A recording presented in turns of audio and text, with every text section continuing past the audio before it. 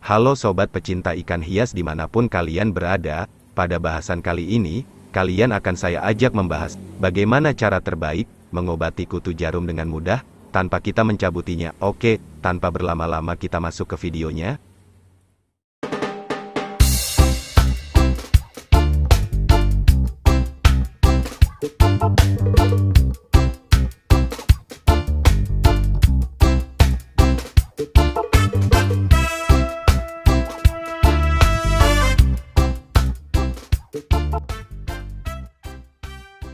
Jadi sobat, di depan kita kali ini adalah ikan koki saya yang terserang kutu jarum sangat parah.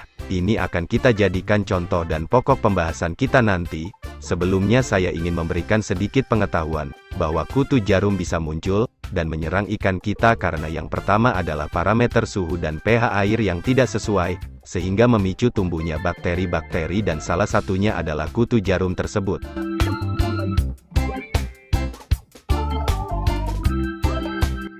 Lalu kerugian apa yang akan timbul jika ikan koki atau ikan-ikan kesayangan kita terserang kutu jarum? Yang pertama adalah ikan menjadi resah dan tidak nyaman ketika sedang berada di media, dia akan cenderung menepi pada sudut akuarium dan merasa stres dan berpengaruh pada nafsu makannya juga. Yang kedua, ikan yang terinfeksi akan menjadi pucat dan warna menjadi pudar akibat kutu jarum yang menginfeksi tubuhnya telah berhasil menyerap di sebagian nutrisi yang berada pada tubuh ikan. Yang ketiga, jika infeksi sudah parah, ikan kesayangan kita bisa saja mati sewaktu-waktu dan parahnya, bisa menginfeksi ikan-ikan lain yang berada pada satu media.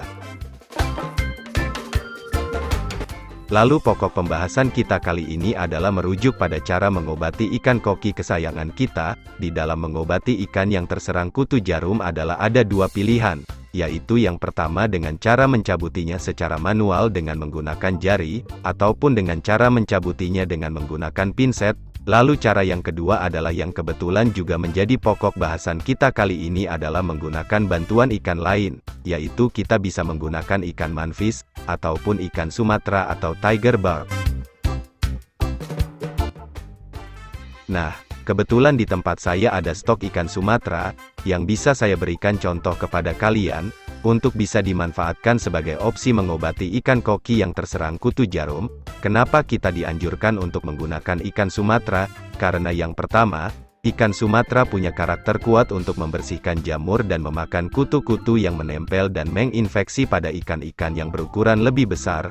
Lalu yang kedua, ikan Sumatera hanya memakan spot-spot yang terserang jamur ataupun kutu yang berada pada tubuh ikan, tanpa dia menyerang organ-organ lain, pada ikan yang terinfeksi. Sekarang, saya akan mengajak kalian untuk mengambil ikan Sumatera yang berada di akuarium ini. Dengan jumlah yang secukupnya, saya menganjurkan kepada kalian untuk mengambil sekitar 5-10 ikan untuk diambil, dan dimasukkan secara bersama-sama di dalam wadah akuarium ikan mas koki kita.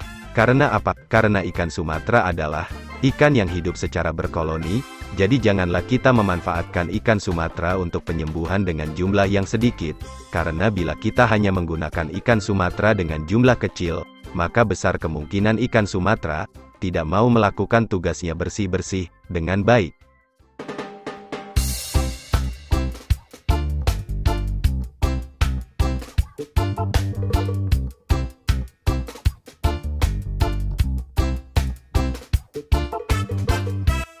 Setelah kita selesai mengambil dan menyiapkan ikan Sumatera, kita bisa langsung mencampurnya di dalam media ikan koki secara bersama-sama, supaya ikan Sumatera bisa segera beradaptasi, dan segera melaksanakan tugasnya bersih-bersih.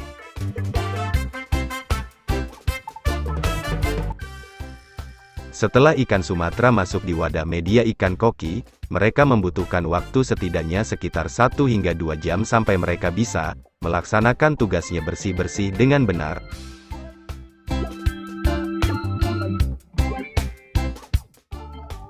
Ketika ikan Sumatera sudah pada fase selesai adaptasi, satu persatu dari mereka akan segera sadar dan segera memakan kutu-kutu yang berada dan menginfeksi ikan koki kita. Kita di sini dituntut untuk sabar, sembari kita mengamati ikan koki di depan ini, mendapatkan servis yang istimewa dari ikan Sumatera.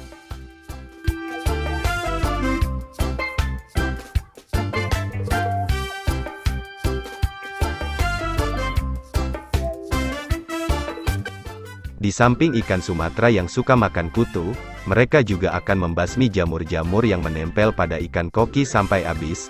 Bahkan mereka tidak akan berhenti melaksanakan tugasnya. Jika di tubuh ikan mas koki masih terdapat jamur, maupun kutu-kutu yang menginfeksi, kalian tidak perlu khawatir, karena ikan Sumatera tidak akan melukai sirip maupun ekor dari ikan koki kita.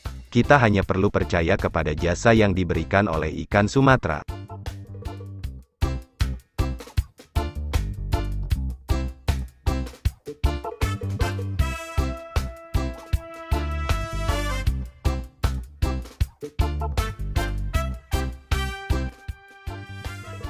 Nah, sebelum kita melihat hasil dari video tutorial kali ini, buat kalian yang suka kami memberikan video semacam ini, kami minta dukungan kalian, untuk like video ini jika kalian suka, lalu subscribe jika kalian mendapat manfaat dari video ini, dan share bila kalian merasa ingin membagikan video ini kepada orang lain. Terima kasih.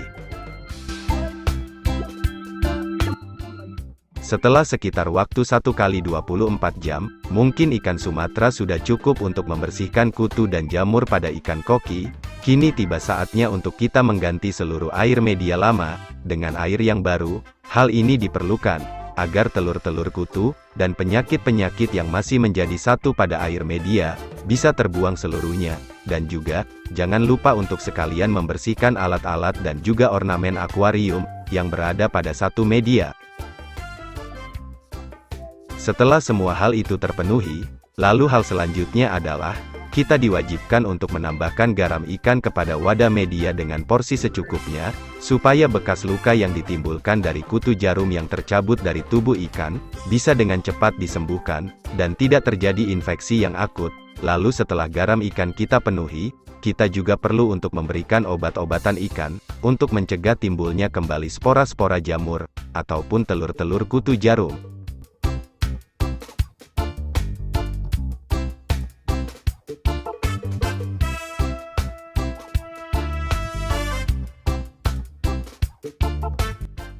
Nah sobat hobi terdalam, itu tadi adalah tutorial lengkap yang bisa kami bagikan. Semoga video ini bisa bermanfaat bagi kalian semua. Akhir kata, terima kasih banyak.